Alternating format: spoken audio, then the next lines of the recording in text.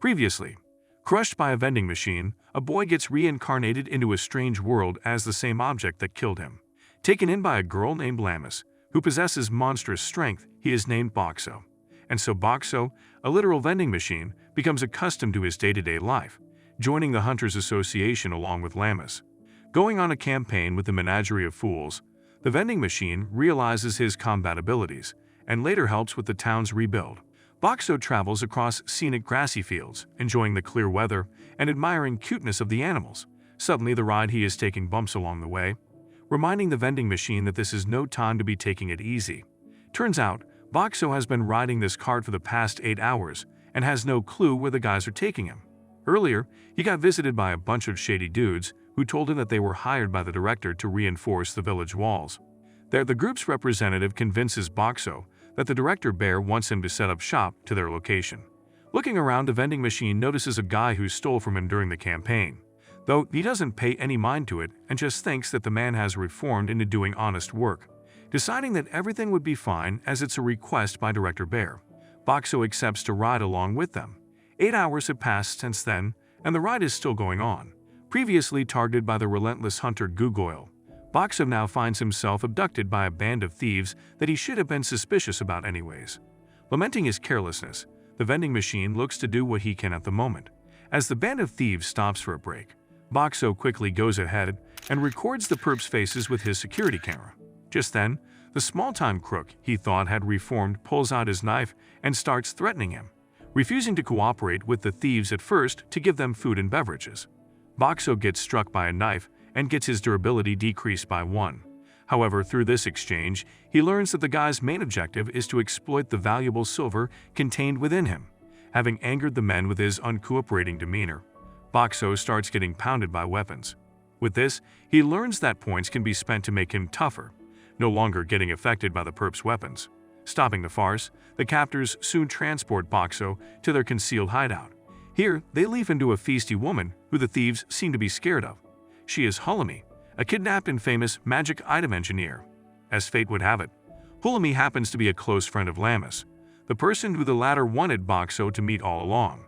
The magic item engineer gets extremely intrigued by the working of the vending machine, while he becomes completely red and flustered at such interest being expressed in him. And so, a swift camaraderie forms between Boxo and Hulami. Through her specialized knowledge and a series of yes/no questions, she tries to unveil this truth. Boxo speeds up the process to help her understanding his nature, demonstrating a few of his functions, like shape-shifting and barrier creation. Concluding that the magnificent vending machine is beyond a magic item and possesses a human soul, Hulami goes to sleep. Under the shroud of night, Boxo questions if everyone has noticed that he is gone, wondering if Lamis is worried at this moment.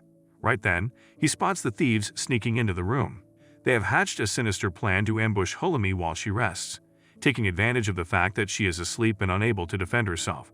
However, Boxo employs a rather unconventional tactic to thwart their cowardly attack entirely and displays suggestive magazines through his window to divert their attention away from Hulami. Drooling out of their disgusting mouths, the thieves pick up the magazines and just get out of there, forgetting why they came there in the first place. Afterwards, the leader of the thieves sets an ultimatum for Hulami. He grants her a mere 2 days to unlock Boxo's secrets and get money out of him, if she doesn't want to face dire consequences. As the deadline looms ominously, Hulami and Boxo work on a plan to make their escape from the hideout. Soon enough, they get their chance as the thieves' secret spot becomes the epicenter of a chaotic onslaught. Lamis, along with fellow members of the Hunters Association, launches a fierce assault to rescue Boxo. The ensuing chaos triggers a series of explosions, burying the vending machine and Hulami beneath layers of debris. Using quick thinking, Boxo deploys his protective barrier to protect the magic item engineer and himself. In a surprising turn of events, the duo comes across the thieves' ill-gotten stash of golden coins. Counting their lucky stars, Boxo uses this infusion of gold coins to fortify his barrier. All the while, Hulami uses them to buy whatever is needed to survive. The vending machine is convinced that all they need to do now is wait until Lamis digs them out. Suddenly, the magic item engineer falls to the ground. As they have been trapped inside the barrier with nowhere to go, the oxygen in there has gotten scarce. With Hulami suffocating, Boxo drops her an oxygen mask and tells the girl to put it on. At this moment, he feels glad to have been such a big vending machine, not to have known that such a thing existed in 1965 when air pollution was becoming an issue. All the potential problems sorted, the makeshift sanctuary shields the duo from harm, and they soon get rescued by a crying, yet tenacious, Lammis. While tears of joy get cried out at the reunion elsewhere, Shirley teases Kiruo for acting out of character. He played a pivotal role in Boxo's rescue, without demanding payment that he would usually do for such jobs. Of course, his actions are a calculated step towards an ulterior motive, enlisting Boxo into his menagerie of fools to make their wish come true. Meanwhile, Lammis continues to hug Boxo and gets told by Holomie that she can let go of him already. Worried that he would disappear if she did so, the girl only notices then that the magic item engineer has been there all this time. Both little girls, Holomie watches Lammis train with her freakish strength. The latter wants to get her power and control, as she is always breaking things at home, making her parents embarrassed. Suddenly, she comes across Boxo, hugging and thanking the big kind box for saving her life. This is what Lammis is dreaming about while grabbing onto the vending machine in real life, muttering for him to not go away again. Holomie informs Boxo that Lammis didn't sleep at all while he was abducted, informing him of an old incident where a small village was eradicated by monsters. Only a few people survived, and the two girls were amongst them. Both of them lost their parents in the incident, causing Lammis to be ashamed and full of regret that she was too afraid to do anything to save them despite being so strong. Understanding that the clingy girl's nature is due to her tragic past and aversion to losing loved ones, Boxo vows to help her out in any way he can. Just then, Lammis mutters in her sleep for the vending machine to be with her forever. Hearing this, he is happy to comply with the request for as long as she needs. Sometime later, Suri's bodyguards talk with Holomie and tell her to accept what the little girl requests of her. Moments later, Suri comes to ask the magic item engineer for assistance and informs her about an upcoming gathering. Their prominent merchant families and their magical engineers are set to convene. The focal point of this event is another little girl named Kanashi, a member of a rival merchant family. Driven by desperation, Suri implores Holomie to masquerade as her engineer, presenting Boxo as her latest creation. Accepting the girl's request, the duo heads to the gathering. Soon the spoiled Kanashi's engineer unveils an automaton at the gathering, an intelligent humanoid yet armored entity designed to listen to commands and carry them out. Witnessing the sight, Holomie is outraged. She is convinced that the automaton's creation involved putting a human soul inside it, something that is strictly prohibited on account of being dangerous. Lo and behold, the reason for this becomes quite clear shortly as chaos ensues when the automaton spirals into uncontrollable mayhem. Intervening to stop the rampage, Holomie liberates the trapped soul. Consequently, Kanashi's bid is invalidated, and the girl's petty hopes get shattered. Though, during all this, everyone forgets about Boxo, making him sad. Meanwhile, the village's restaurant proprietors gather as the infamous Chains establishment prepares to open a branch there. As the impending arrival threatens to extinguish their businesses, they turn to Boxo for assistance. He decides to help them out, and a plan is set in motion. With the help of Lammis and Holomie's palates, the culinary expertise of Chains is exposed as subpar. Then, Boxo steps in to save the day and offers an array of dishes to the village chefs. Through ingenious reverse engineering, they master these new dishes and render Chains obsolete within a mere month.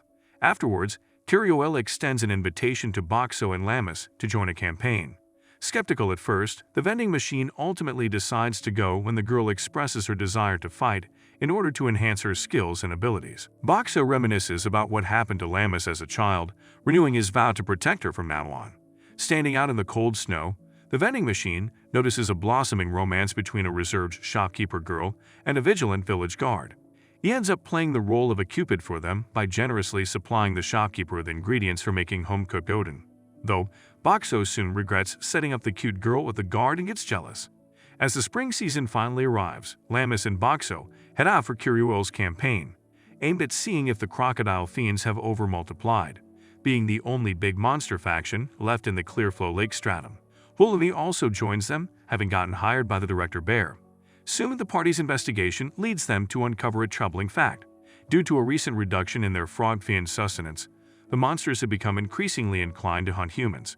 To avert this impending danger, Kiruo makes the decision to cull the crocodile fiend population, continuously making fog to hide the party's tracks inside the marsh. Boxo stays behind with Holomie.